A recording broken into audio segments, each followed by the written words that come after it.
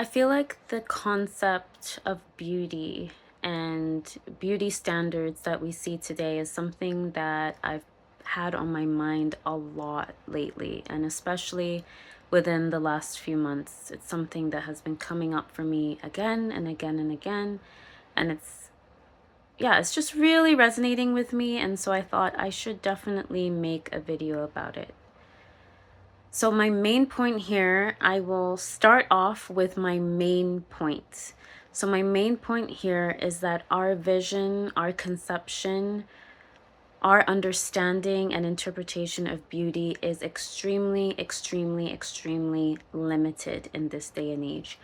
And I will say our in terms of society, in terms of Western society, Western media. Now, of course, in our day-to-day lives, it's very nuanced. Of course, in our day-to-day interactions, the people within our circles, within our community, there's so much variation. That is very, very true.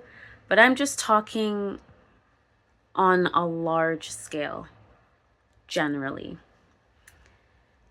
So yeah, the long and short of my point is that our idea of beauty is very limited and restricted. And I feel that media, social media, movies, TV, presentation, what we see out there, the ideas that we think, the ideas that are promoted, it all is constricting and narrowing into this vision and idea of beauty that isn't vast, it isn't spacious, it isn't growing, it isn't multifaceted, it isn't dynamic. That is the long and short. I think that my journey in having these dialogues with myself have really resonated with me as a reality TV lover. So I think I'm a reality TV junkie. I love reality TV, and the reason that I like reality TV is because I love human interaction. I love the human condition. I love psychology. I love seeing how people think, how they interact with each other. I love following the human journey, the ups and downs, the growth. And I feel like reality TV gives me all of that. Like, I get to see people interacting, I get to see how they behave, how they respond to things, and I feel like it teaches me a lot about myself. And the reality shows that I love to watch, especially, are like dating and relationship reality shows. So I love like The Bachelor, Temptation Island, Love Island, Selling Sunsets, Love is Blind. I like Hell's Kitchen too, but I'm really very focused on like dating reality shows. And as I watch these shows, I could see that my gaze, the way that I am looking at people, looking at especially women, how I'm interpreting women in these shows, what my gaze is putting forth is getting restricted and confined and narrowed down. I feel like my vision of what I understand to be beautiful, beauty, is like getting narrowed and smaller as I watch. Because on these reality shows, which you think that reality shows, of course, I know, you think that reality shows should reflect reality, should reflect the population that is in front of us, people, average people that we see every day, normal people, everyday people, right? Obviously, we know that reality shows aren't a reflection of true reality, and it's done for ratings. But if you're like me and you watch a lot of reality shows, especially love dating reality shows, you can see that your gaze and your vision, when it comes to especially women, men as well, but especially women, what they look like, how they present themselves, what their bodies are like, even how they talk and how they relate to each other, it creates a very, very narrow vision of womanhood and a very narrow vision of beauty. And as I'm watching these shows, if I'm not conscious, if I'm not aware, I can see that my vision of beauty is becoming very restricted, very constricted, very narrowed down.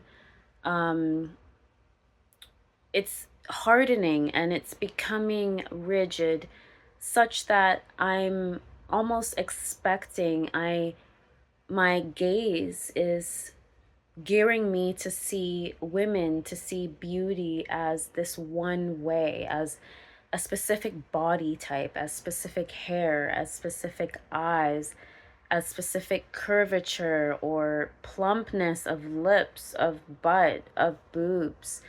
This vision of beauty is like disintegrating. Like the vision of beauty that I think that beauty is supposed to be spacious and all encompassing and very varied and intricate and dynamic, and not just about appearance, but it's about how you relate to people, the energy that you have, maybe the compassion and the love that you have for others, what you bring into the world, the value, the intrinsic value that you already possess as well, and how that comes through is how I would see beauty. And I feel like these reality shows, but I think even outside of reality shows, just media in general, representation or lack of representation, social media, what is deemed acceptable, the comments that you see that reinforce a specific type of beauty or look or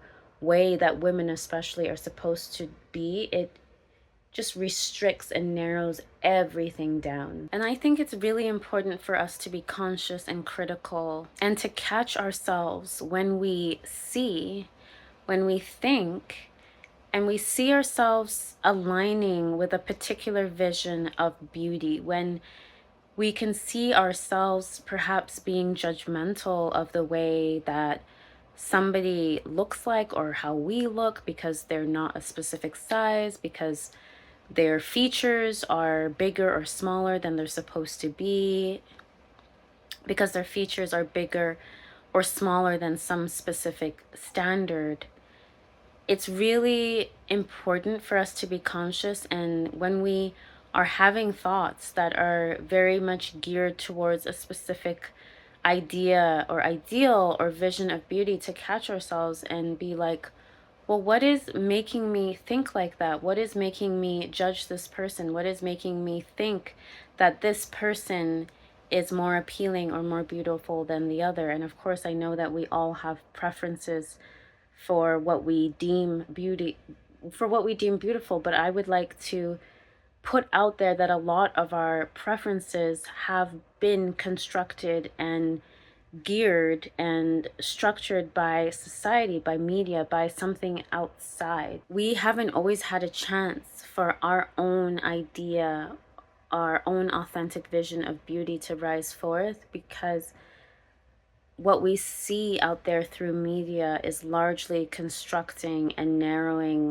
what we deem to be beautiful. And I know that it all feeds into each other, because if we have a specific vision or mold of what beauty is, then it will be easier for us to buy specific products that promote that vision of beauty, or to lead lives that would enhance that vision of beauty. And if you're buying things, somebody is making money. And in a capitalistic society, that's what we want to happen. We want money. We want to be making money. Like, we want companies and brands. We want companies and brands to be increasing and accumulating capital. So I want to encourage us, all of us, including myself, men and women and everybody, I want to encourage all of us to expand our horizon and our vision of what beauty is, of what beauty is supposed to be. I think what I would say is that I would challenge us to not see beauty as only skin deep, but to see beauty as more than that, like I shared earlier, to see beauty as the energy or aura that people give off, how somebody makes you feel, how they make you laugh, what value they bring to a conversation, how loved you feel by them. To see beauty in how you are able to give those things to other people, how you make them feel welcomed, how you make them feel accepted and feel good about their intrinsic worth and who they are. That we can see beauty perhaps as growth, as people who have decided to grow, to change their lives, to enact their goals, to come out of challenge and difficulty. That we can see beauty as just being, of just being our authentic selves, our authentic presence, in embracing what we have, whether it's how we look physically, our hair, our nose, our mouths, our lips, our body shape, whatever it might be. Beauty as loving ourselves where we are at, where we find ourselves today, but also challenging ourselves to grow more. And that we don't have to restrict beauty to just human physicality, but that beauty can expand to what we see all around us, that it can expand to nature, to birds, to trees, to artistry, to how somebody might say something, how somebody might do something. Like, beauty is so vast. I think it's explosive. I think it's wild. I think it can't be restricted. I think it can't be narrowed down to one specific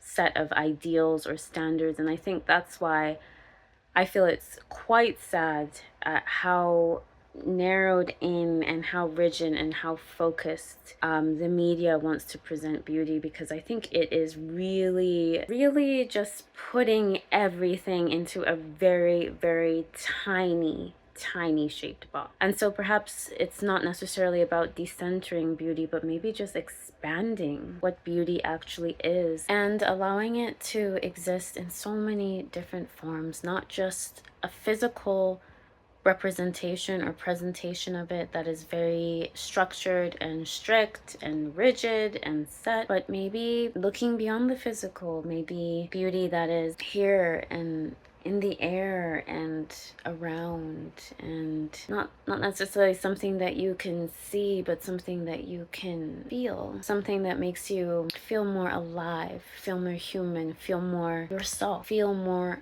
free, feel more valued, feel more loved. I feel like true beauty is when you feel yourself, when you feel free to be yourself, and when others feel that alongside with you. What are your thoughts? I would love to know your thought about just expanding our ideas and our vision on beauty. My name is Imo, and I want to thank you for supporting and watching my channel. And if you like this video, please like it.